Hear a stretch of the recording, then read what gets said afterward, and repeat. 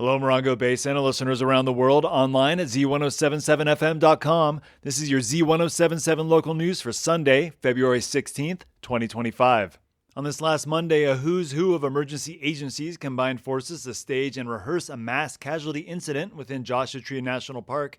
Volunteer victims were needed to make the day a success, so reporter Heather Clisby offered a leg, so to speak.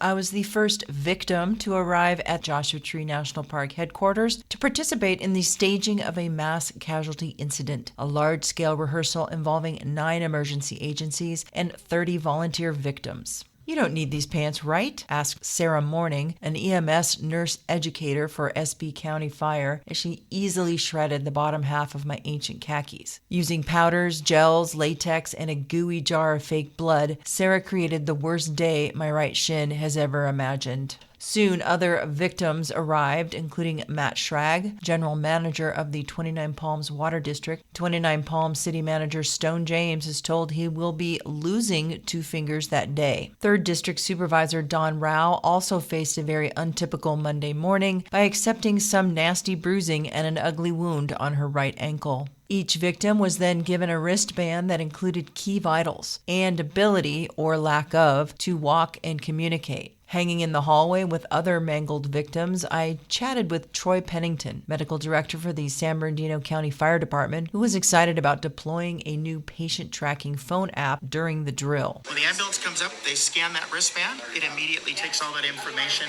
So we know that the patient has moved to the ambulance, and then when they get to the hospital, they get scanned. So it's almost like moving a package with UPS. One of the largest real-life MCIs occurred on September 11th. Emergency responders are still learning lessons from that horrible day, namely the frustrating and deadly challenge of different agencies unable to communicate with one another because they use separate radio systems on different parts of the spectrum. Eric Sherwin, engineer and public information officer of the San Bernardino County Fire District, addressed this challenge. We have some agencies on an 800 megahertz system. Some are using VHF. We're going to be working in the area of the park today that was specifically chosen due to the lack of cell coverage. Personnel advised victims to act out the pain. Most importantly, if our tag said we could not walk, we had to stick to that story. One firefighter prompted Rao in this exact scenario. "You are unable to walk, so just keep that in mind. Okay.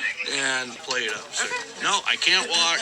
Absolutely not. You got to carry me. You got to drag me out of here. You got to do whatever." Okay. We then reboarded the buses and were told to take our crash positions. Finally, my hero arrived in the form of Flight Officer Paramedic Darren Darling. He came with a stretcher and I was whisked away to a CHP rescue helicopter, my stomach clenched with a sense of fear, gratitude, and relief all at once. All uniformed personnel then gathered for a debriefing, an important realization from the day that SB County does things one way and Riverside does them another. Good intel to have should there be an incident in the park, as it borders both counties. Reporting and bleeding for Z107.7, I'm Heather Clisby. You can find a longer version of this story at Z107.7fm.com.